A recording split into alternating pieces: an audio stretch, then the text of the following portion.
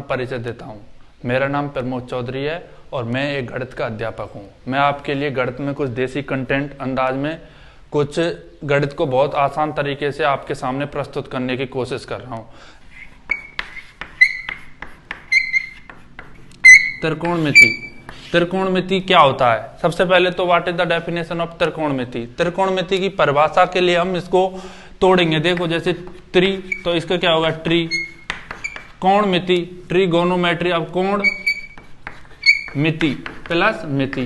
अब देखो ट्री को होगा 3, कोण कोण और मिति होती है ज्यामिति। 3 कोणों की कोई ज्यामिति मिलके क्या बनाती है? त्रिकोणमिति। अब त्रिकोणमिति के हमारे क्या क्या बेनिफिट हैं? अब जैसे कि देखो त्रिकोणमिति के सबसे पहले तो उपयोग बताऊं क्या होता है। त्रिकोणमिति के उपयोग, त्रिकोणमिति के उपयोग की सहायता से हम क्या कर सकते हैं? अगर हमारे पास जैसे किसी चीज की लंबाई पता है और उसके आधार की लंबाई पता है तो हम उसके बीच की दूरी डिस्टेंस ज्ञात कर सकते हैं। सबसे पहले तो हमें किसी चीज की उपयोगिता पता होनी चाहिए कि इस चीज को हम सीख क्यों रहे हैं, इसका क्या अप्लाई है। जैसे कि देखो हम यहाँ पे खड़े हैं और ये इधर एक दूसरा पुल है। अब पुल से हमारी दूरी को हमें पता है ना, और यहाँ से इस पुल से यहाँ पे टावर है और इसकी ऊंचाई पता है, तो हम यहाँ से सीधी इसकी डिस्टेंस को ज्ञात कर सकते हैं। किसकी सहायता से? त्रिकोणमिति अप्लाई करके। अब त्रिकोणमिति के कैसे अप्लाई करते हैं, त्रिकोणमिति होती क्या है, इसके लिए हम पूरी डिटेल में पढ़ेंगे। देखो अब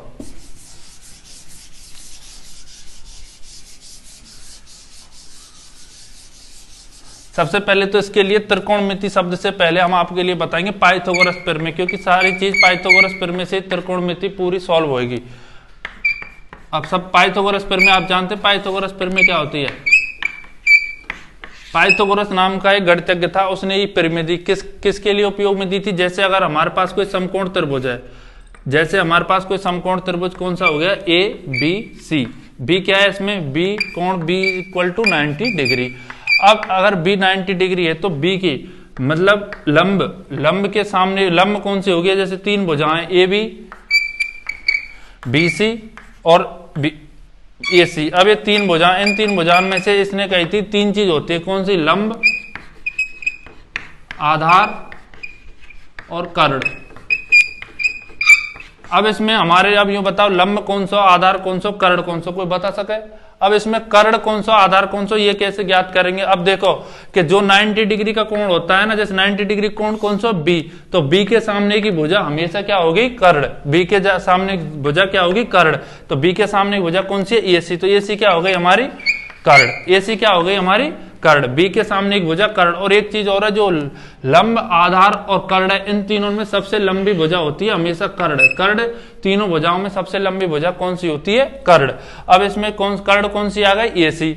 ए सी कर्ण आ गई। और जिस पर 90 डिग्री का कोण बना होता है ना, जिस पर 90 डिग्री का कोण बना होता है वो होता है हमारा लंब। तो इसमें 90 डिग्री कोण किस पर बना हुआ है? ए बी भुजा पर। तो ए बी भुजा क्या हो गई? हमारी लंब। अब तीसरी बच्ची कुची भुजा कौन सी हो गई? आधार। जिस पे लंब बना हुआ होता है वो क्या होती है? आधार। अब इसमें मतलब हमेशा तीनों भुजाओं में सबसे लंबी भुजा कौन सी होगी? कर्ण। सबसे लंबी भुजा, सबसे लंबी भुजा। अभी पाइथागोरस ने क्या समझाया हमारे लिए? पाइथागोरस महाराज ने यह समझाया कि देखो अगर हमारे पास कोई समकोण त्रिभुज एबीसी है और उसमें बी समकोण है, यानी कि b का मान कितना? 90 डिग्री। तो देखो इसके सामने की भुजा कौन सी हो गई? A B. ए सी कौन है? कर्ण। और ए सी कर्ण है तो जिस पर ये लंब डला हुआ है, लंब है मतलब 90 डिग्री का कोण बना हुआ, वो क्या होगी? लंब। लंब कौन सी हो गई? A B. तो तीसरी भुजा कौन सी है? आधार। आधार कौन सी है? B C. आधार का कैसे पता चलाएंगे? जिस पर 90 डिग्री का कोण बना होता है, टिका होता है, वो होगी आधार। आधार है अपनी 90 डिग्री कौन सी? B C. अब पाइथागोरस महाराज ने समझाया कि हमारे पास अगर 3 भुजा लंब, आधार और कर्ण, ये बनेंगे कैसे? समकोण त्रिभुज से। अगर ये 3 भुजाएं लंब, आधार और कर्ण, तो पाइथागोरस प्रमेय यह कहती है कि कर्ण का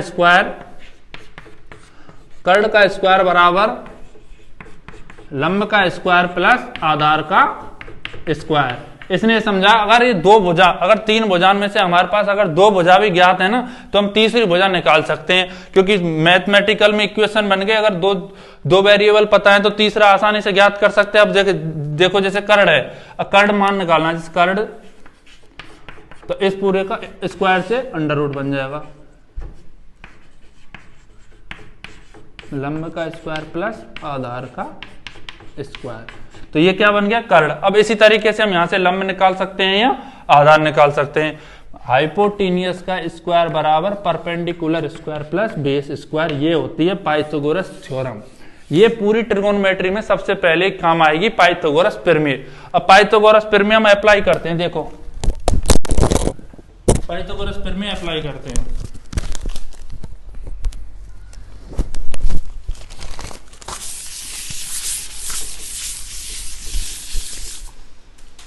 अब सबसे पहले देखो, ये हमारे पास अगर क्वेश्चन ये आ जाता है सबसे मतलब एजीबीए में कि एक समकोण त्रिभुज है ए बी और सी, जिसमें ये भुजा उसने कह दी कि ए सी तो हमारे पास भाई साहब 5 है और ए बी हमारे पास 3 है, तो बी सी ज्ञात करो, बी सी ज्ञात करो। अब उसने क्या बताया, अगर कोई समकोण त्रिभुज ए बी सी है और उसमें अगर 2 भुजा पता है तो तीसरी निकाल सकते हैं। यही तो अभी पाइथागोरस के प्रमेय की सहायता से मैंने समझाई। अब देखो 2 भुजा कौन कौन सी पता है, ए सी पता है 5, ए भी पता है कितनी है 3, तो बी सी ज्ञात करनी है, बी सी क्या करनी है, ज्ञात करनी है। अब देखो कि ए भी पता है 5 है, ए भी पता है 3 है, ए सी है 5, तो बी सी कैसे निकालेंगे, ये 90 डिग्री है, कोण बी बराबर है 90 डिग्री। कोण बी क्या है, समकोण त्रिभुज है। तो देखो अब इसमें क्या आ जाएगा, ये तो कर्ण कैसे पता लगाएंगे, कर्ण क्या है इसमें बताया 90 डिग्री के कोण के सामने की भुजा क्या होगी, कर्ण। सामने की भुजा कौन सी है, एसी। अब एसी का मान कितना दिया हुआ है क्वेश्चन में 5, तो कर्ण कितना हो गया 5। अब ये बीसी क्या है, मतलब आधार कौन सा है और लंब कौन सा है। अब देखो, अब जिस पर 90 डिग्री का कोण बना होता है, मैंने अभी समझा, वो क्या होती है लंब। और लंब कौन सा है इसमें, ए बी, तो ए बी का मान कितना दे रखा है इसने 3। अब आधार तीसरी भुजा, बच्ची कुची भुजा, सीधी बात है, बत्ती कुची कौन सी होगी, आधार कौन सा है बीसी, तो बीसी ज्ञात करनी है। पाइथागोरस प्रमेय ने बताया कि हाइपोटेनियस स्क्वायर बराबर perpendicular square plus base square, मतलब कर्ण का स्क्वायर बराबर लंब का स्क्वायर प्लस आधार स्क्वायर।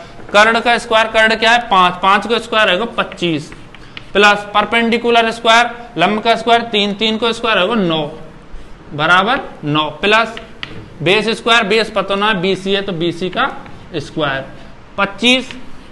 अब इक्वेशन को सॉल्व करेंगे, अभी प्लस है इधर आके माइनस हो जाएगा 9 बराबर बीसी स्क्वायर। पक्षांतरण करने पर उधर लाइन लिख देंगे पक्षांतरण करने पर। अब देखो 25 में से 9 गए 16 बराबर बीसी स्क्वायर। अब स्क्वायर हटाएंगे तो अंडर रूट लग जाएगा 16 बराबर बीसी। अब बीसी को मान आएगा प्लस माइनस 4।